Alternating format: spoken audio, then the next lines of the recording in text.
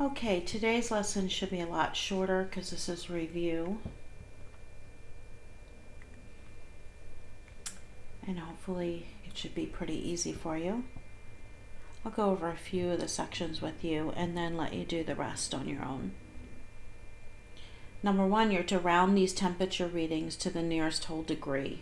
Okay, so we're just practicing here because in a lot of the problems we have, it may not be a nice rounded whole number. You might have to round it yourself. So they're just making you practice this up here for a little while. So in A, if you have 63.5, what would that round to as a whole number? Did you say 64? 19 3/4. Well, ask yourself, is 3/4 more or less than half?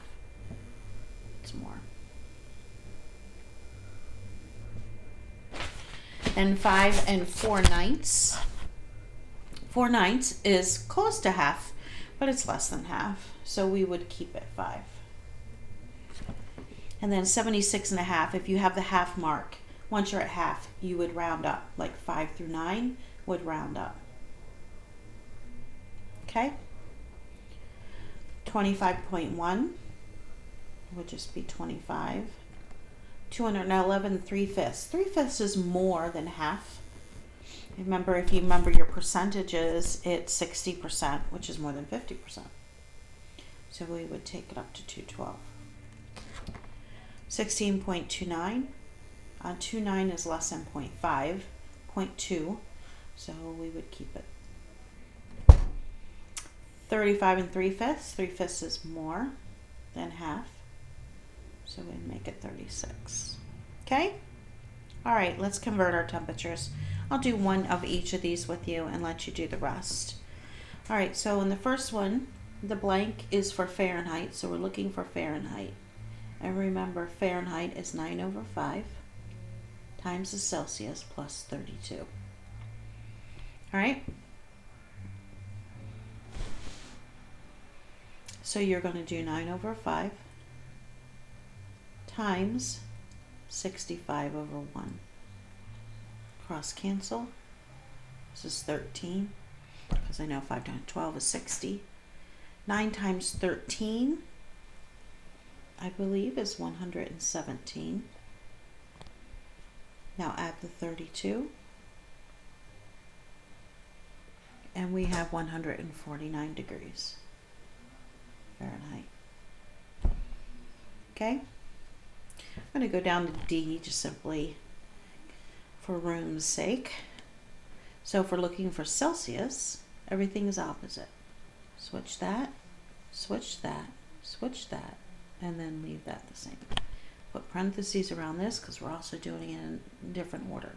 So we're going to do 86 minus 32 and see if you can do that in your head. Do you get 54?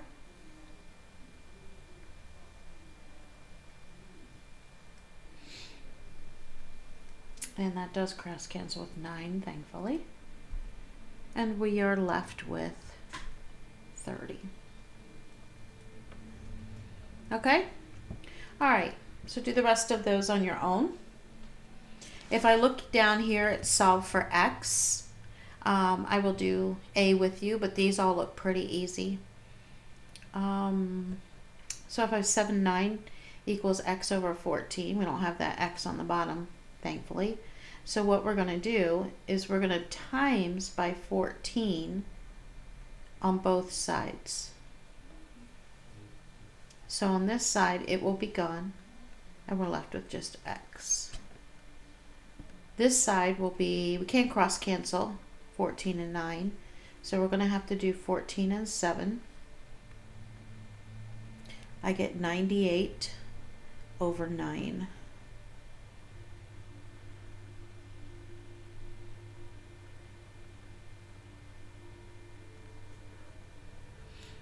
Okay.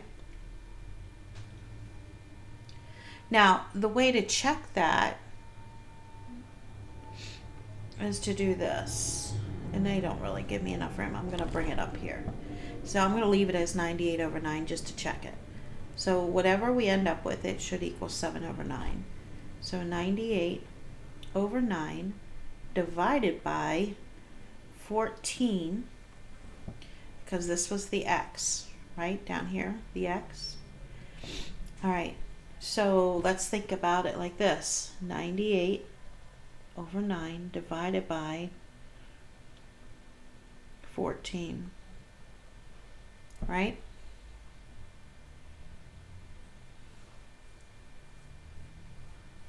So if I change this to multiplication, I think I'm doing this right. I'll know in a minute. Change it to 1 over 14, right? This does cross cancel. 7, 2 goes into that 7. 2 goes into that, half 98. Half of the 9 would be 4. Half of the 18 would be 9. Oh, that works again, doesn't it? And guess what I'm left with when I'm all said and done? 7 over 9. Which that's what the other side is. All right? As a final answer, they put it back as a mixed number. So 9 into 98. 9 goes into 9 once. Does not go into 8. So it's 10 and 8/9. That's how they did their final answer. Okay?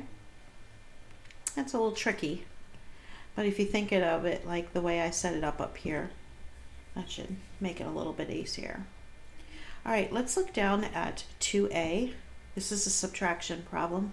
We have 15 yards and we have to take away 50 yards. Well, we can't do that. So I have to borrow a mile, which is a ton of yards. If I remember correctly, it's 1,760 yards, right? So I'm going to borrow that. So add the 15 yards you already have, and you get 1,775. That you subtract from 50.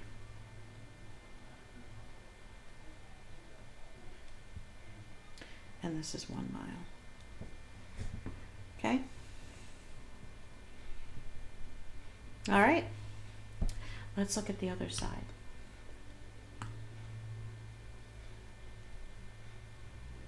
There we go. All right. So this is the one I almost started the other day, isn't it? All right. So we're completing a chart, and what they're over here, this A, B, and C, they're just explaining what you're doing in the chart. Okay. It's not a separate A, B, and C. So if you look at A over here in the chart, you have $5,000 in sales and you got a 5% commission. That means you make 5% of all of everything you sell. And so if you sell 5,000, what would be your commission? So over here, you look here in A. So what they're telling you is you want to do 5% of $5,000. So what you can do to make life easy, first of all, let's change the 5% into a decimal. So I get that, right? I can just drop off all 3 of those 5s for a minute and just multiply this by 5. Technically, I could get rid of this 0 too, but I won't. 5, 20, so I'm left with 25, right? Add those 3 zeros back in. And then move the decimal over twice. So what is your commission on that? $250. See how that worked? All right, let's look at B.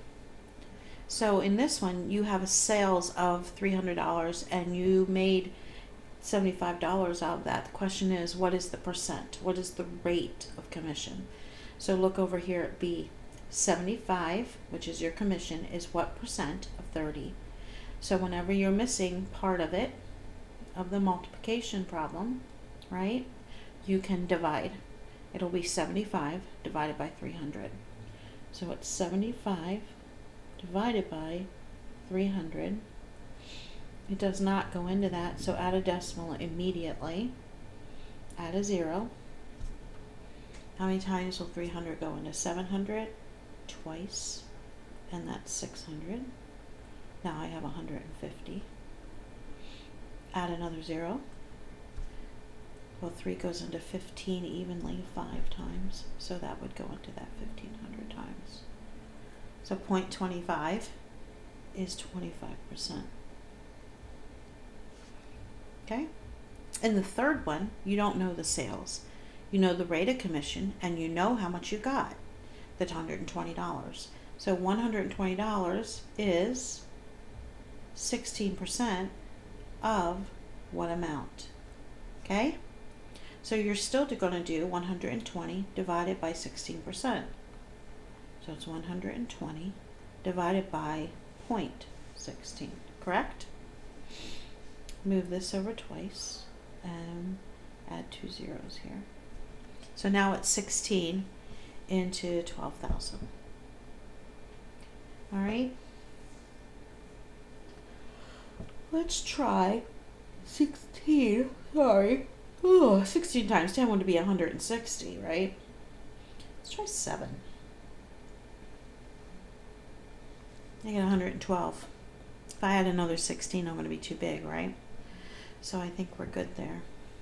So we're going to do 16 into 120, so the decimal's right here.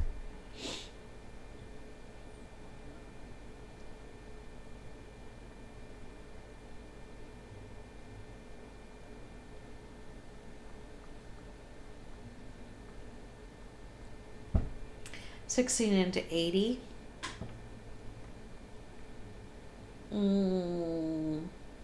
Let's try 3 times. No, that's not big enough, is it? That was way too small. But doubling it would, let's do 5. There it is. 5 times.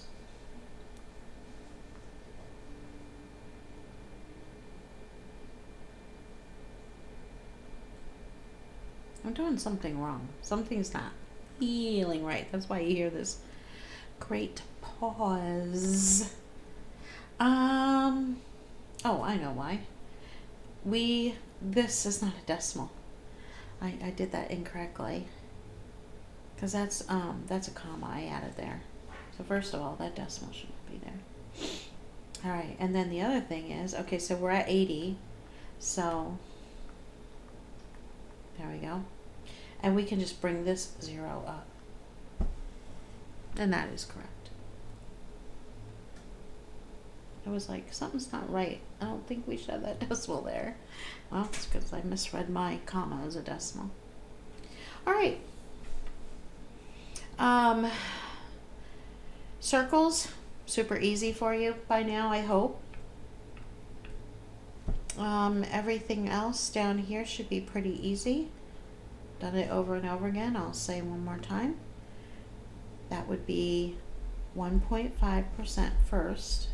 Now I'll change it to a decimal. You want 0.015 as your decimal. All right? All right, I think you're good to go on the rest of it. How's the side doing? Have a good day, and I'll talk to you guys later.